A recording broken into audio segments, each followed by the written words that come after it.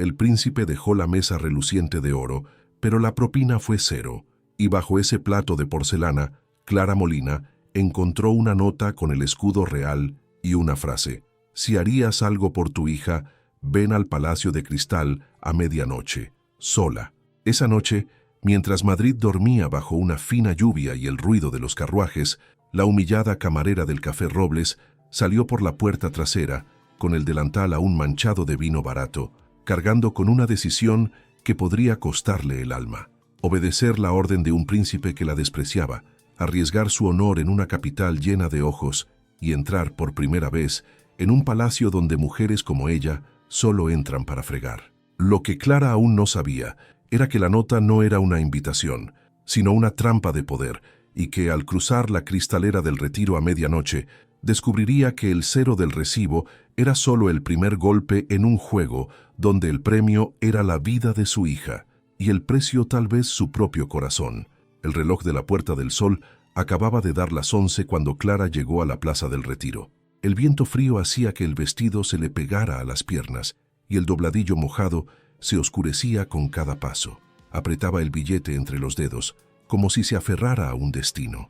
A lo lejos, el Palacio de Cristal reflejaba una luz tenue, ni luz de luna ni de farola, sino algo que parecía estar vivo, respirando cristal y silencio. Un carruaje pasó lentamente, salpicándole el delantal con agua sucia. Madrid no duerme para los poderosos, pensó, tragándose el nudo en la garganta. En su interior, 2 voces luchaban, la del miedo y la del coraje. Una gritaba que regresara, la otra susurraba el nombre de su hija, Lucía. Era por ella que estaba allí. Siempre lo había estado. Cruzó la puerta principal sin que nadie la detuviera, sin guardias, sin sonido humano, solo el eco de sus propios pasos, una pizca de incertidumbre. En el salón principal, el mármol reflejaba su rostro cansado, sus manos temblaban, pero su columna se mantenía erguida, como intentando convencer a su cuerpo de que aún conservaba algo de dignidad. Un crujido, el sonido metálico, rasgó el aire.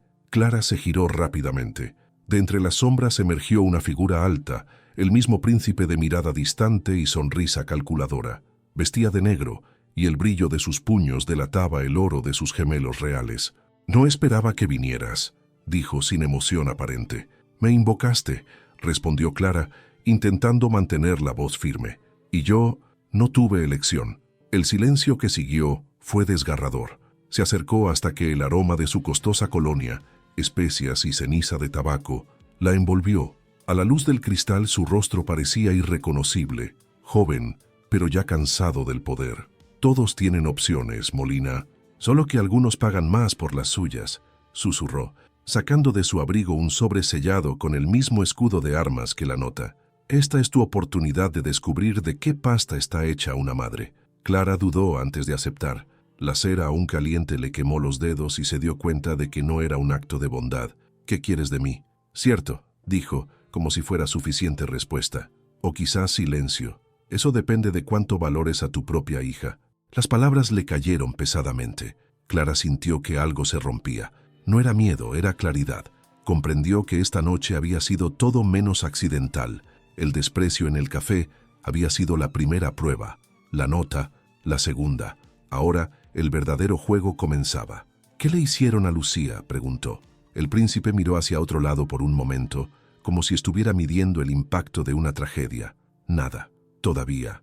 Esa pausa fue como una cuchilla. A Clara se le revolvió el estómago. Todo su instinto le gritaba que la estaban utilizando, que algo se ocultaba, una verdad oculta tras bambalinas de la corte, entre pactos, escándalos y decisiones tomadas en silencio. «¿Por qué yo?». Su voz salió ronca, casi un lamento. Dio un paso adelante, presionando el sobre contra su pecho. «Porque ya no confían en quienes visten de seda. Y a veces, Molina, la verdad necesita las manos de quienes ya han lavado la sangre y la vergüenza». Quería gritar, correr, romper el cristal y escapar de esa lujosa prisión, pero pensó en su hija durmiendo sola en casa, en la habitación fría, con su muñeca sin un brazo. La decisión que tomó allí lo cambiaría todo, y lo sabía. Respiró hondo, arrancó el sello. Dentro del sobre solo había una llave pequeña, vieja, con un número grabado, 23. ¿Qué se abre con esto?, preguntó. El príncipe no respondió. Simplemente se retiró a las sombras en voz baja, casi una advertencia. Cuando suene la campana de medianoche, sigue el camino hacia el lago. Allí, la verdad te encontrará. Desapareció. La lluvia regresó, filtrándose por las grietas del cristal. Clara agarró la llave con fuerza, sintiendo el frío metal resbalar por su piel. No había vuelta atrás. Su reflejo en el suelo parecía el de una mujer diferente, más firme, más peligrosa. Era el comienzo de una transformación que ni siquiera la realeza podía contener. El lejano sonido de la campana comenzó a anunciar lo que estaba por venir, y el corazón de Clara latía al mismo ritmo que la tormenta. Pero lo que la esperaba junto al lago no era solo una respuesta.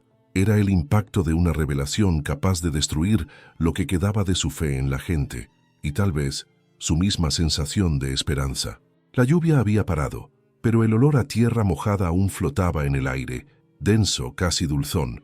Clara caminaba por la calle Alcalá, como si pisoteara su propio miedo. La nota, arrugada entre sus dedos, parecía latir. Cada letra, grabada por manos que jamás habían ensuciado el pan, le quemaba la piel como un hierro candente. Lo que sea por tu hija. Estas palabras resonaban como un juramento que nunca había pronunciado, pero que ahora parecía haberle sido robado del corazón. La ciudad dormía bajo el húmedo velo del amanecer. Madrid, que de día la inundaba con su pompa, ahora parecía vulnerable, envuelta en niebla y farolas apagadas. Clara caminaba por los soportales del Parque del Retiro. El sonido de sus propios pasos era demasiado fuerte, como si hasta el suelo quisiera traicionarla. El aire era frío, y con cada respiración una neblina escapaba de sus labios. Dentro de ella, dos fuerzas luchaban en silencio. Una decía, corre, no te metas con alguien que puede destruirte. La otra respondía con la agridulce dulzura que solo las madres entienden. Si hay una posibilidad, cualquier posibilidad, inténtalo. Lucia, la niña de 12 años de huesos frágiles y sonrisa radiante, estaba en el centro de todo. Clara aún sentía el calor de su manita en la suya, preguntando, ¿prometes que me recuperaré, mami? Un trueno lejano rasgó el cielo, devolviéndola a las sombras del presente. Las lágrimas se mezclaron con la fina llovizna. Era la primera vez que lloraba sin taparse la cara. La nota doblada, ahora húmeda, se desmoronó lentamente entre sus dedos. Clara sintió miedo, pero sintió aún más la fuerza de quien no tiene elección. Al ver el palacio de cristal, por un instante creyó estar en otro mundo. La estructura reflejaba la luz de las lámparas como un espejismo. Tras el cristal, algo temblaba. Una figura alta e inmóvil, observando. Su corazón se aceleró. Ya sabe que he venido. Sintió el impulso de darse la vuelta, pero entonces oyó, claro como un susurro en su oído, por Lucía. Dio un paso, luego otro. Sus zapatillas empapadas hicieron un ruido sordo contra el suelo. Un escalofrío le recorrió la espalda al empujar la pesada puerta de hierro forjado. El eco del clic de la bisagra llenó el pasillo vacío. Dentro, el aire olía a hierro y a flores viejas. Las paredes de cristal dejaban que la lluvia resbalara como ríos transparentes, y ella se vio reflejada en 1000 direcciones. Una mujer fragmentada, perdida entre el coraje y la desesperación. Sabía que vendrías.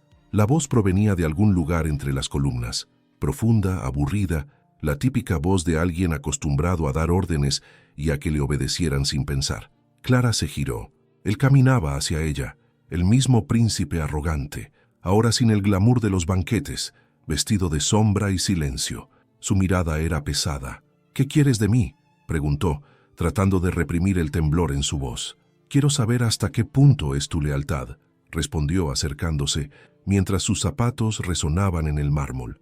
«Y si la verdad es tan valiosa para ti como la chica que lleva tu nombre». Sintió que todo su cuerpo se ponía rígido. La ira empezó a desgarrar el miedo. «Mi hija está enferma. ¿Y estás bromeando con eso? Nadie se anda con juegos, Molina». La forma en que pronunció su nombre sonó a provocación. «Te ofrezco un trato, una oportunidad, quizás incluso la redención. Depende de cuánta confianza tengas en ti mismo». Clara levantó la barbilla. El orgullo, incluso herido, seguía siendo el único lujo que podía permitirse. «Trabajo. Me las arreglo solo. No necesito la caridad de un príncipe». Sonrió levemente. «Entonces demuéstralo. Ve al lago. La llave está ahí. Trae lo que encuentres antes de que suene la campana por última vez. Después de eso, tu chica no tendrá más tiempo. La amenaza fue pronunciada con la serenidad de quien describe el clima. Clara sintió un nudo en el estómago. Era como si esas palabras tuvieran vida propia, atrapándola en un juego antiguo y perverso. Salió corriendo del salón, con los ojos llenos de lágrimas, sin siquiera notar que caían. La noche adquirió un nuevo sonido, el del miedo mezclado con el coraje. Los árboles lloraban con la lluvia que volvía, y con cada rayo el palacio de cristal parecía latir, reflejando una ciudad invisible, la ciudad de los secretos y las verdades ocultas que aún no comprendía. Al llegar a la orilla del lago, el viento aullaba como una plegaria. En medio del agua, algo brillaba bajo la superficie. Parecía un pequeño cofre atrapado entre las algas y dentro un reflejo dorado imposible de ignorar. Clara se arrodilló y extendió la mano. Un escalofrío penetrante le recorrió el brazo. La campana empezó a sonar. Sabía que al abrir esa caja fuerte no habría vuelta atrás, solo decisiones irreversibles, el impacto de una revelación que cambiaría el destino de todos. Pero entonces, una sombra se movió detrás de ella, silenciosa como el pecado mismo. El reflejo en el agua lo distorsionaba todo, la luna, los árboles, la propia Clara. El sonido de la campana aún vibraba en el aire cuando se giró de repente, con el corazón acelerado. La sombra que se movía tras ella reveló al príncipe, de pie a unos pasos de distancia, con el rostro medio oculto en la penumbra. No tenía guardias ni armas, solo una mirada que mezclaba tensión y desesperación, algo inusual en un hombre entrenado desde su nacimiento para no mostrar debilidad. «Basta de juegos», dijo con voz firme, incluso con el miedo grabado en cada sílaba. «¿Qué hay detrás de todo esto? ¿Por qué me has traído aquí?» Se acercó lentamente, sin romper el contacto visual. El sonido de la lluvia cayendo sobre el lago parecía marcar el ritmo de la conversación, como si el tiempo mismo estuviera escuchando. «Porque necesito a alguien a quien el palacio aún no haya corrompido». Clara entrecerró los ojos, confundida. «¿Alguien como yo? ¿Una camarera de cafetería?» «Exactamente». Dio un paso al frente. Adentro, todos mienten. Cada sonrisa es un disfraz. Cada copa alzada esconde veneno. Y lo que está en juego no es solo dinero, es mi nombre. El silencio que siguió fue denso. Sacó un fajo de papeles húmedos de su abrigo, sellos reales rotos, firmas de ministros, y los arrojó sobre una piedra cercana. Clara se agachó y vio documentos oficiales, fondos destinados a obras públicas, becas, donaciones benéficas. Todos llevaban el escudo real, pero algo no cuadraba. Sellos falsos, fechas contradictorias, iniciales idénticas. «Están usando mi firma», dijo con voz temblorosa, quizás por primera vez en mucho tiempo. «Donaciones falsas, malversación de fondos, nombres de niños que nunca existieron, y no puedo exponer esto sin destruirme a mí mismo». Clara se levantó lentamente, sintiendo el peso de lo que acababa de escuchar. «¿Y qué quieres que haga? ¿Que limpie lo que hacen los demás?» «Quiero que descubras dónde empieza», respondió. «Tienes ojos que nadie teme, pasas desapercibido, sabes escuchar, observar, entender lo que otros no dicen». Ella dio un paso atrás, perpleja. «¡Qué locura! No sé nada de espionaje, sabes de supervivencia». Su tono era casi un susurro, y eso vale más que cualquier corona. Sus palabras resonaron con fuerza. Clara sintió un extraño impulso, una mezcla de ira y curiosidad. Era la misma voz que horas antes la había menospreciado delante de todos y ahora venía pidiendo ayuda. La ironía era casi poética. Aún así, una chispa se encendió en su interior. «¿Y yo qué gano con ello?», preguntó sin pudor. La miró fijamente durante un largo rato antes de responder. «Una pensión que asegurará el futuro de su hija. Un hogar donde ningún hombre la humillará por servir». Clara respiró hondo, con la mente acelerada. Poder, estabilidad, salvación. Todo esto envuelto en las palabras de un hombre que siempre había vivido al otro lado del cristal, pero también había peligro. Podía olerlo, como hierro húmedo antes de una tormenta. «¿Qué pasa si me niego?». El príncipe sonrió con cansancio. «Ya no se ha negado. Está aquí, está escuchando, y en el fondo sabe que es más valiente de lo que cree». La frase la interrumpió. Clara odió su precisión. El coraje era lo único que le quedaba, pero usarlo a favor de un noble Podría costarle la poca dignidad que aún le quedaba. Aún así, la imagen de su hija regresó a su mente, pálida, respirando con dificultad. La esperanza era una fuerza cruel, siempre cobraba un alto precio. ¿Y por dónde quieres que empiece?, preguntó finalmente. Mañana habrá una cena benéfica en la Casa de las Orquídeas, cerca de la pradera. Las mismas firmas que aparecen en estos papeles estarán en las invitaciones. La observó con una mezcla de expectación y culpa. Ya he arreglado que estés allí, en el servicio de mesa. Clara sintió un nudo en el estómago. Volver a servir a esas caras arrogantes parecía un castigo, no una misión. ¿Y si me reconocen? No lo reconocerán. En Palacio solo recuerdan los nombres que importan. Dudó antes de añadir. Y el tuyo, Molina, aún no importa. Dolería menos si fuera mentira. Bajó la mirada y por un instante se imaginó dentro de esa cena, rodeada de oro y mentiras, fingiendo ser invisible para descubrir la verdad. ¿Cuánto tiempo tengo? 1 semana. Después harán que todo desaparezca, con o sin mi corona. El viento soplaba con más fuerza, empujando las gotas del lago hacia la tierra. Una bandada de pájaros surcaba el cielo. Clara apretó los puños con la llave aún entre ellos, como si el frío metal fuera un amuleto. Si me meto en esto, no habrá vuelta atrás, afirmó con firmeza. Yo tampoco quiero volver, respondió el príncipe. Dio un paso atrás y la distancia entre ellos aumentó con el sonido del agua. Cuando todo termine, si lo logra, su hija no tendrá que trabajar ni un día más. Pero entienda, Molina, nadie puede saber que estamos hablando. Allí dentro, mi palabra vale menos que un rumor. Clara vio cómo el reflejo del príncipe se disolvía en el agua, y en ese instante comprendió el verdadero peligro. Quizá él también era solo un peón, alguien que intentaba salvarse de un monstruo mayor. Pero era demasiado tarde. El juego había comenzado. Miró el lago una última vez antes de darse la vuelta y caminar por el oscuro sendero. La campana de medianoche dio su último toque, y cada sonido parecía sellar un pacto silencioso. En su interior algo se agitó, una fuerza ancestral hecha de miedo y propósito, porque para proteger a quienes amas, a veces tienes que meterte en el fuego y aprender a bailar con él. La primera mañana, el aroma a cera y lavanda impregnaba el aire incluso antes del amanecer. La mansión rebosaba de silencio, pasos contenidos, murmullos calculados, el tintineo distante de la plata pulida. Clara llevaba su uniforme nuevo, todavía demasiado áspero para su piel, tela noble pero prestada, como todo lo demás en aquel lugar. Su cuerpo estaba allí, pero su corazón parecía aún atrapado en los callejones de Lavapiés, donde cada céntimo provenía de un plato lavado, no de la promesa de un príncipe. Mientras se ajustaba el lazo del cuello, observó su propio reflejo en el espejo, su cabello recogido tan fuerte que casi le dolía. Por un instante, apenas se reconoció. Ya no era la camarera del Café Robles, ni la madre desesperada que se enfrentaba a una propina de 0. Ahora formaba parte del mundo de la nobleza tras bambalinas, pero entre esos muros, incluso el silencio tenía su propia jerarquía. El primer baile llegó como una tormenta contenida. Las damas se deslizaban por los pasillos vestidas de luz, con sonrisas estudiadas y risas que sonaban como campanas falsas.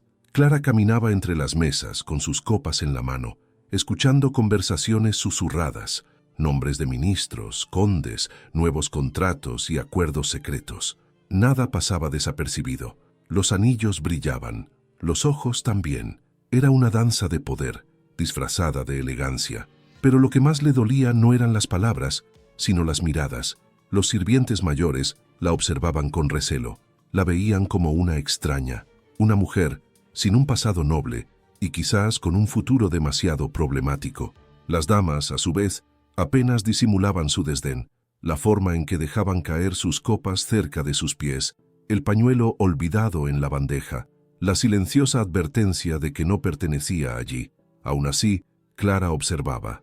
Tras las sonrisas, empezó a identificar sus debilidades. El ministro que bebía demasiado y dejaba documentos en el mostrador, la condesa que intercambiaba notas apresuradamente con un joven sacerdote, la duquesa que usaba un perfume idéntico al de la amante del primer ministro.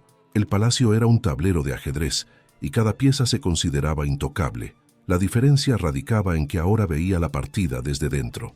Mientras recogía los vasos al final de la noche, un sutil ruido captó su atención. el delicado sonido de una risa ahogada, proveniente del pasillo reservado para la biblioteca. Impulsada por la curiosidad y por el deber impuesto, Clara siguió el sonido. A través de la rendija de la puerta vio al príncipe. No estaba solo. Una mujer le hablaba en voz baja, con el rostro medio oculto por la tenue luz. Parecía angustiada, gesticulando excesivamente. En sus manos, un sobre. Su mirada era de advertencia, no de afecto. «No lo entiendes», dijo la mujer tensa. «Si se filtran esas cifras, no habrá reputación que salvar». «Yo decido qué va y qué se queda», respondió bruscamente, antes de arrebatarle el sobre de las manos. Clara retrocedió un paso, reprimiendo el instinto de escuchar más. Cada sonido que emanaba de su cuerpo parecía demasiado fuerte. Regresó al salón, antes de que la vieran, pero su corazón latía erráticamente. Esa noche comprendió que nada era lo que parecía, ni siquiera el príncipe que, según decían, era una víctima. En los días siguientes, la rutina se mezcló con el aprendizaje. Memorizó horarios, reconoció voces y dominó el arte de hacerse invisible. Y por la noche, en la estrecha habitación que ocupaba bajo el ático, anotaba mentalmente cada detalle: nombres, lugares, gestos. A veces imaginaba el rostro de Lucía y se preguntaba si la valentía aún valía la pena. La esperanza llegó en las breves notas del hospital. Está mejorando. Ya no tiene fiebre. Ahora sonríe al ver el sol. Era el combustible que mantenía a Clara fuerte, incluso cuando su orgullo flaqueaba. El dinero adelantado le permitió pagar las medicinas, pero le costó la tranquilidad. Una tarde, mientras preparaba el salón para una reunión de poetas y diplomáticos, se acercó una señora mayor. No tenía el aire arrogante de las demás. Era una vizcondesa viuda, de cabello blanco y mirada penetrante. «¿Eres nuevo aquí?», dijo con voz suave pero firme. «Sí, su excelencia. Solo estoy de paso. Nadie pasa por este palacio, hija mía. O te alzas o te tragarás». La mujer le tocó el brazo discretamente. «Y tienes los ojos de quien ve demasiado. Ten cuidado». Clara se quedó paralizada. La frase resonó durante todo el evento. Algo en esa mujer parecía penetrarla. Con cada brindis y verso recitado, notaba la mirada atenta de la vizcondesa, como si estuviera probando su reacción a cada discurso, a cada nombre mencionado. Al terminar la velada, Clara recogió una copa que había quedado sobre el piano. Dentro, algo brillaba. Un anillo, de oro sencillo y discreto, con un diminuto escudo de armas grabado, pero al girarlo a la luz, reconoció el símbolo, el mismo del sobre que el príncipe había recibido en la biblioteca. Un escalofrío le recorrió la espalda. Rápidamente guardó el anillo en el bolsillo, ocultando el gesto. Esa noche le costó conciliar el sueño. La duda, más que el miedo, la mantuvo despierta. ¿Quién le había dado ese anillo? ¿Por qué había reaparecido el escudo de armas justo ahora? ¿Y si el juego era diferente, más grande, más peligroso de lo que había imaginado? Afuera, Madrid dormía, envuelto en un silencio engañoso. Dentro, cada reflejo del palacio parecía ocultar una nueva mentira. Y Clara, con el corazón dividido entre la esperanza y la desconfianza, comprendió que no bastaba con obedecer las órdenes del príncipe. Ahora también necesitaba descubrir la verdad sobre él. Pero entonces, ¿quién estaba siendo realmente manipulado? ¿Ella, el príncipe, o todos por alguien que aún no había dado la cara? La mañana siguiente amaneció blanca y fría, como si el invierno hubiera decidido irrumpir por las ventanas de la mansión. Clara llegó temprano al salón principal, con los ojos aún marcados por el insomnio. El aire era diferente, tenso, vibrando con susurros. Las criadas susurraban y al acercarse se tragaron las palabras y bajaron la mirada. Un silencio cortés pero denso se instaló. En el centro del salón, ante el espejo dorado, se encontraba la mujer de la que todos hablaban, la condesa de Valverde. Alta, altiva, vestida de azul intenso y con joyas que parecían brillar espontáneamente. De esas mujeres que no necesitaban alzar la voz para herir, una mirada bastaba. Cuando sus ojos se encontraron con los de Clara, se dibujó una media sonrisa, afilada como una navaja. «Y este debe ser el nuevo asistente», dijo con fingida dulzura. «El príncipe es verdaderamente generoso. Abre las puertas a todo tipo de curiosidades populares, ¿verdad?». Una risa silenciosa resonó entre los sirvientes que fingían arreglar flores, y Clara sintió que le ardía la cara. Quiso responder, pero se contuvo. En ese ambiente, la dignidad debía ser silenciosa. La condesa dio 2 pasos y se detuvo tan cerca que su perfume se volvió abrumador. Notas de jazmín y veneno. «Espero que conozcas tu papel, querida», continuó, mirándola de arriba abajo como si estuviera midiendo algo barato. «Aquí todos deben conocer sus límites, y tú, al parecer, casi has ido demasiado lejos». Clara mantuvo la mirada fija en un punto neutral, con las manos firmemente sobre la bandeja. No se permitiría el placer de verla reaccionar, pero por dentro le hervía la sangre. La condesa se giró, satisfecha con su propio veneno. En los días siguientes, los ataques se multiplicaron, discretos, pero precisos. Cambios de zapatos a escondidas, órdenes contradictorias, tareas inventadas para humillarla delante de los demás. La asistente de confianza del príncipe. Se burlaban en los pasillos. Empezaron a circular rumores. Decían que se había acostado con él, que usaba la enfermedad de su hija como cebo para la compasión, que era más lista de lo que parecía. Clara intentó ignorarlo, pero las palabras se le pegaron al alma como una mancha. Una tarde, mientras dejaba flores en el despacho del príncipe, oyó voces a través de la puerta entreabierta. La condesa le hablaba en voz baja, pero cargada de veneno. «Siempre has compadecido a los débiles, Gonzalo. Es tu error más constante. Esta mujer, este tipo de mujer, no entiende la diferencia entre la gratitud y la insolencia. Ten cuidado con lo que dices, Valverde. Ten cuidado, querida. Conozco el idioma de esta ciudad.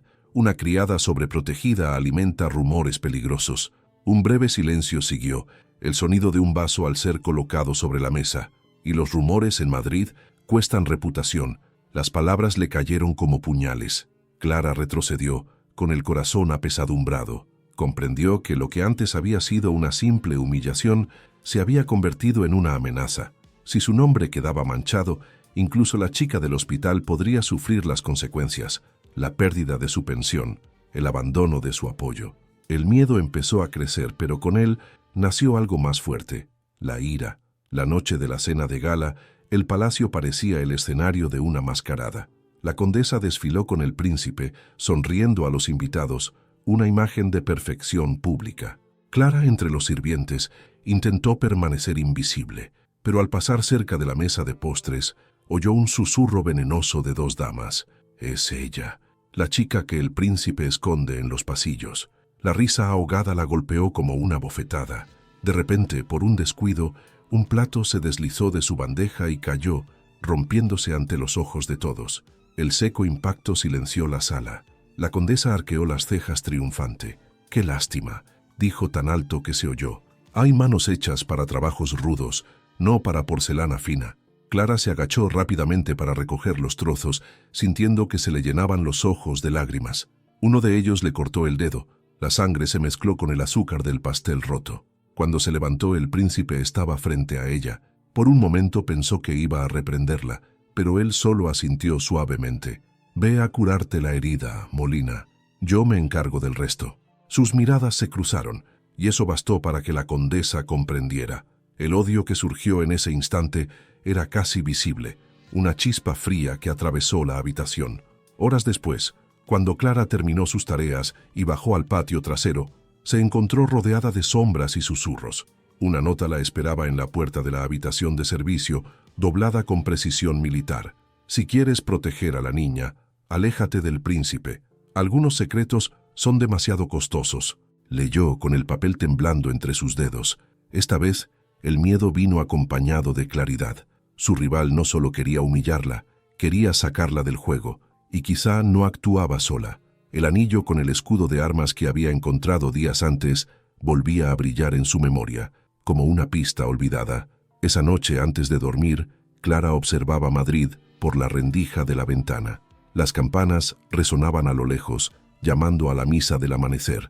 Rezó en silencio, no por protección, sino por claridad, porque en aquella guerra de apariencias, el verdadero peligro residía no solo en la crueldad de la nobleza, sino en la incertidumbre sobre quién era el verdadero enemigo. Pero entonces, cuando hasta el príncipe puede ser una mentira, ¿en quién puede confiar una simple mujer? Aún amanecía cuando Clara bajó a los archivos de la mansión. Llevaba una lámpara discreta y el corazón apesadumbrado por la duda. La nota amenazante aún ardía en su memoria, pero algo más fuerte la impulsaba, la necesidad de comprender. Si iba a ser destruida, que fuera sabiendo la verdad. El estrecho pasillo olía a papel viejo y cera, y el sonido de sus propios pasos parecía resonar con un ritmo de advertencia. Los estantes llegaban hasta el techo, repletos de libros de contabilidad, registros de donaciones y correo sellado. Clara empezó con la sección que el príncipe había mencionado, obras de caridad. Abrió el primer volumen, recorriendo con los dedos las líneas escritas con una caligrafía perfecta. Todo parecía estar en orden, hasta que notó algo extraño. Las fechas se repetían. 2 orfanatos diferentes, el mismo día, con firmas idénticas. Abrió otro libro, luego otro. El patrón empezó a formarse como una sombra en la pared. Donaciones registradas que nunca llegaban a sus destinos. Valores alterados. Cartas que desaparecían antes de ser enviadas. Clara sintió un nudo en el estómago. No era solo un robo, era algo más grande, calculado y meticuloso. Hojeó las páginas más rápido, con manos temblorosas.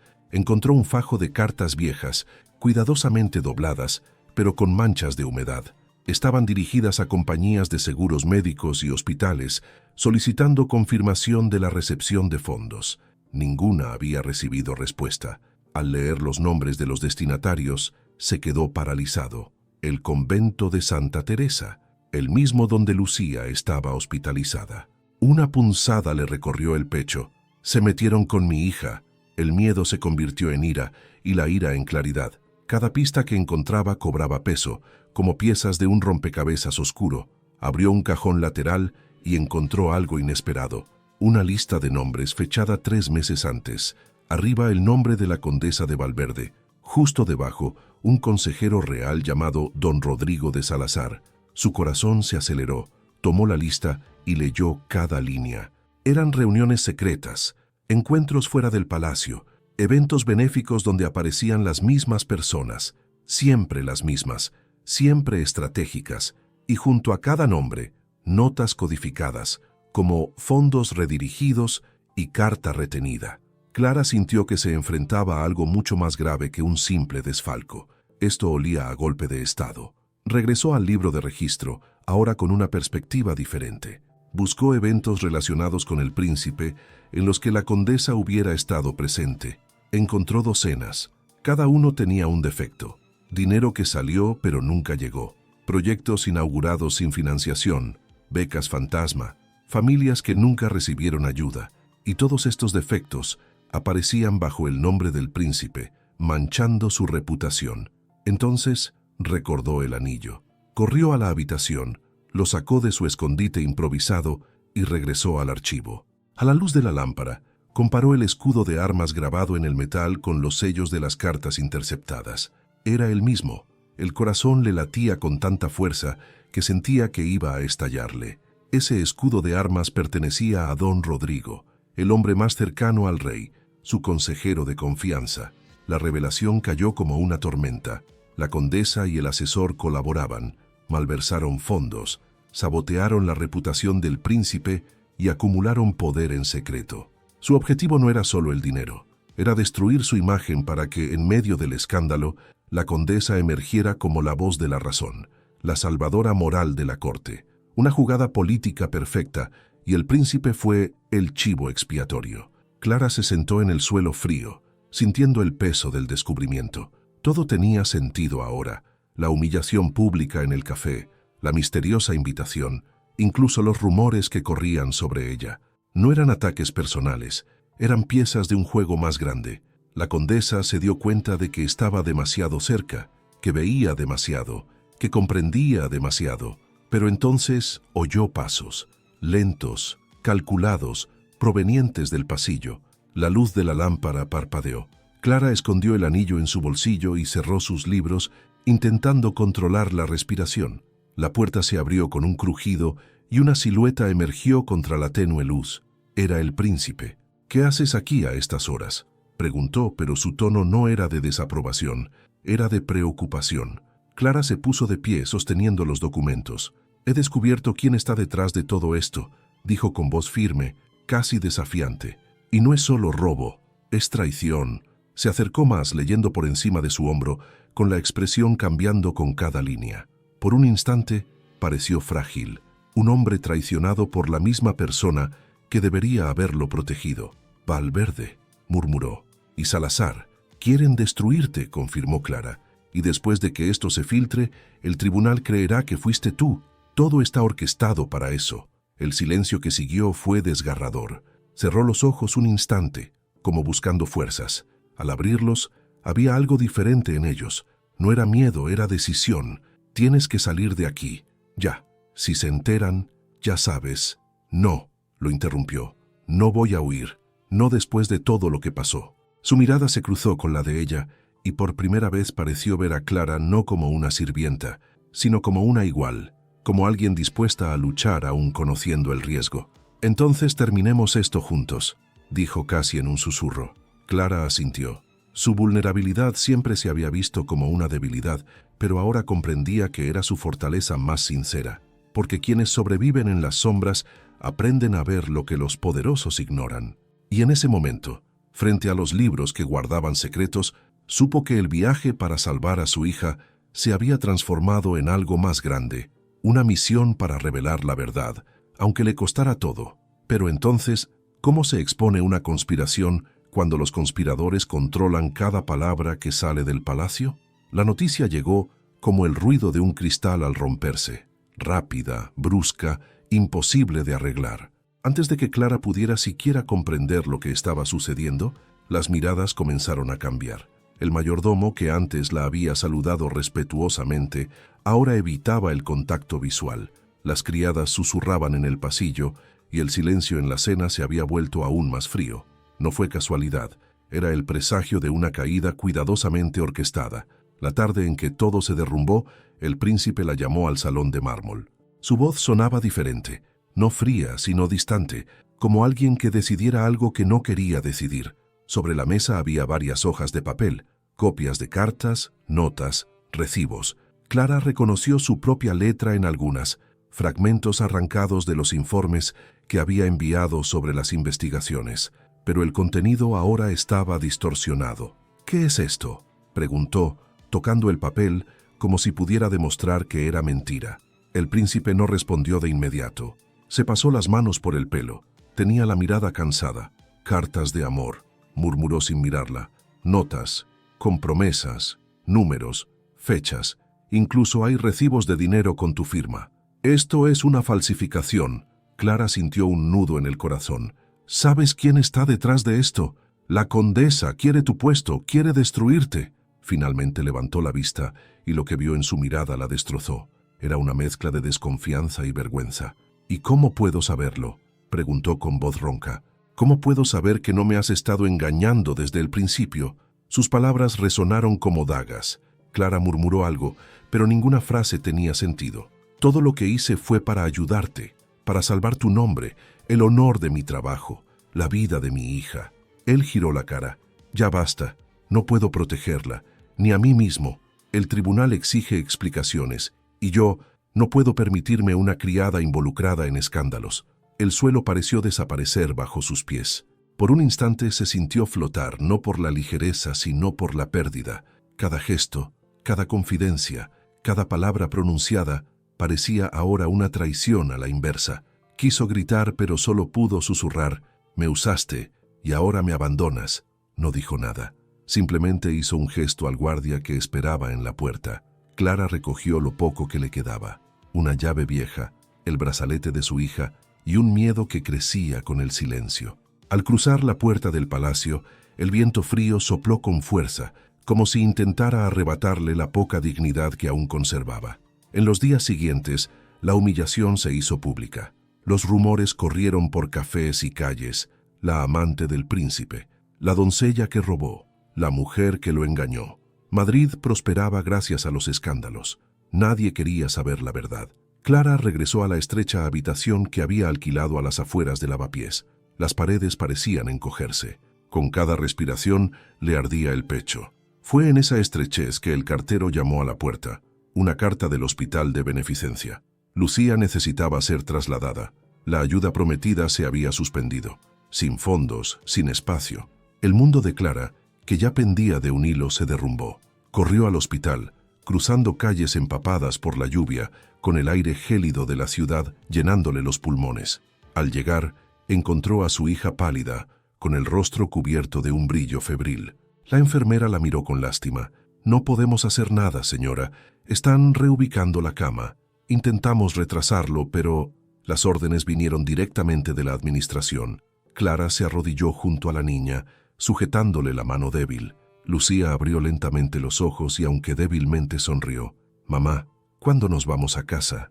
Clara no pudo responder. Lloró allí mismo, ahogando sus sollozos bajo las sábanas, como si pudiera ocultarle al mundo el sonido de su desesperación. Esa noche, la ciudad pareció burlarse de ella. Mientras las campanas llamaban a misa, risas lejanas resonaban en los salones aristocráticos. En un café cercano, los titulares de los periódicos proclamaban: «Escándalo en el Palacio de Cristal. Noble víctima de intrigas amorosas con doncella». Su nombre estaba impreso en minúsculas, pero suficientes para matarla en vida. Clara no durmió. Se sentó al borde de la cama de su hija, contemplando el amanecer a través de la ventana sucia. En el reflejo no vio a una mujer derrotada. Vio a alguien arrancado del suelo, pero que aún respiraba. Y ese aliento, incluso tembloroso, tenía un sonido nuevo, el sonido de la promesa. Porque aunque habían usado su nombre para destruir a un hombre poderoso, había algo con lo que no contaban. Ella seguía viva y sabía la verdad. Cuando llegó la mañana, Clara se recogió el pelo con fuerza y escribió una sola frase en el trozo de papel que contenía el escudo de arma real. «No hay caída cuando todavía hay algo que perder». Dobló el billete y lo guardó. Su rostro, hinchado por el llanto, adquirió una expresión diferente. Había dolor, sí, pero también había una dirección. Lo que nadie imaginaba, ni la condesa ni el príncipe, es que una mujer herida no solo es vulnerable, es impredecible. Pero entonces, ¿hasta dónde está dispuesta a llegar una madre traicionada para recuperar lo que le arrebataron? La mañana del juicio amaneció envuelta en una densa niebla, de esas que hacen que la ciudad misma parezca contener la respiración. Clara se puso el único vestido que le quedaba, sencillo, desgastado, con mangas remendadas, y se lo ajustó a la cintura como si fuera una armadura. El palacio estaba lejos, pero lo vio en su mente como quien se enfrenta a una herida abierta. En su bolsillo llevaba más que papeles, llevaba el peso de la verdad. Durante semanas vagó por callejones, registros civiles y conventos. Habló con monjas asustadas, recuperó libros de contabilidad escondidos bajo altares falsos, llevó pruebas empapadas por la lluvia. Se encerró en pensiones baratas para comparar firmas, descifrar sellos rotos y comprender cada detalle del robo que le había cambiado la vida. Nada de esto borró el dolor de la traición, pero lo transformó en furia lúcida. Ahora regresaría al mismo lugar del que la habían expulsado, ya no como sirvienta, sino como testigo. La noticia de la audiencia pública llenó Madrid de rumores. La condesa de Valverde se había situado en el centro del escándalo con la serenidad de quien cree haber ganado. Vestía de negro, en homenaje a la moral ultrajada, y se dirigía a los presentes como si ofreciera perdón. El príncipe estaba allí, con la frente en alto, pero sus ojos cansados delataban el peso de su error. Tras él, los ministros susurraban sobre abdicación, escándalo y deshonra real. El heraldo anunció el inicio de la sesión. La condesa se levantó, flanqueada por el consejero Salazar, y entregó nuevos documentos a los presentes. Recibos falsos por malversación de fondos, firmados a nombre del príncipe. La sala se llenó de murmullos. Justo cuando abría la boca para sellar la farsa, las puertas se abrieron de golpe. Clara entró. Sus botas aún estaban manchadas de barro, su rostro surcado por una valentía que el miedo no pudo reprimir. Por un instante, el tiempo se detuvo. Toda la corte se volvió hacia ella, la mujer que todos creían que había sido amante y ladrona. Pero nadie habló. Solo el sonido rítmico de sus pasos resonó en el mármol. «Disculpen la interrupción», dijo con voz temblorosa pero firme. «Traje lo que falta para esta verdad». Los guardias intentaron detenerla, pero el príncipe levantó la mano con gesto contenido. Había algo en su mirada que lo desarmó.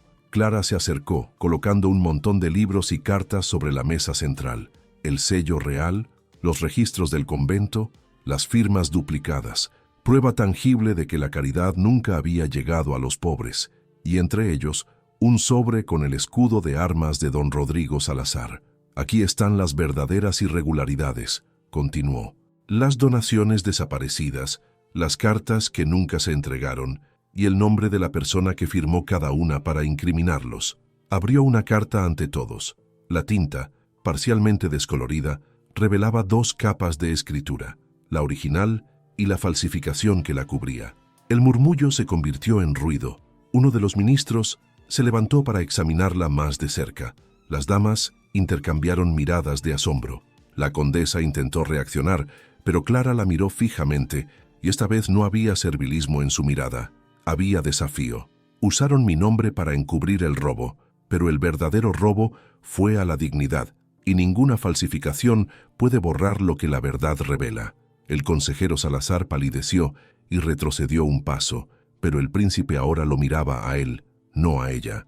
Había ira y vergüenza en su rostro, vergüenza por haber dudado, por haber creído a la corte y no a la mujer que le había dicho la verdad desde el principio. «Arréstenlo», ordenó con voz firme, recuperando por fin la autoridad de quien manda con justicia. 2 guardias se movieron. La condesa, presa de una desesperación contenida, intentó acercarse. «Gonzalo, eso es un error, está mintiendo», pero él la interrumpió con algo que pesó más que un grito. «Conozco el sonido de una mentira desde hace demasiado tiempo». Todo el salón quedó en silencio. Clara exhaló por primera vez desde que entró. El dolor, la humillación, el miedo, todo estaba enredado en un nudo difícil de desatar. Cuando el príncipe se acercó a ella, sus ojos estaban húmedos pero sin debilidad. «Te debía más que protección, te debía confianza», dijo en voz baja, para que solo ella pudiera oírlo. «Me cegó el orgullo y me cobarde el miedo». Ella lo observó, sintiendo el peso de cada palabra. Por un instante quiso decirle que lo perdonaba, pero aún no podía.